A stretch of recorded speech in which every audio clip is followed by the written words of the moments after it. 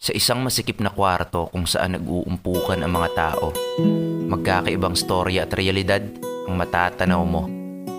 Sabi nila, tanging kahalayan lang daw ang nangyayari sa lugar na to. Pero nang tinamaan na ako ng alak na tinutungga ko, ako'y nagmasid sa aking paligid at aking napagtanto na may malalim na kahulugan pala ang bawat galaw ng tao.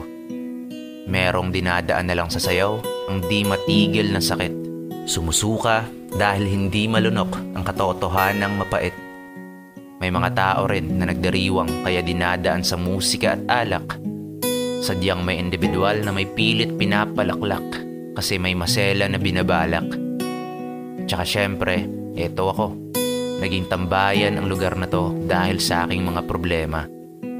Kaya pala tayo binigyan ng Diyos ng dalawang mata at tenga upang ating marinig at makita ang realidad na magkakaiba sa bawat isa.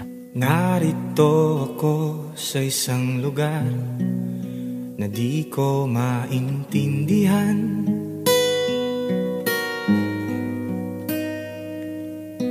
Nakikipagsapalaran sa buhay na ang hantungan ay kawalan.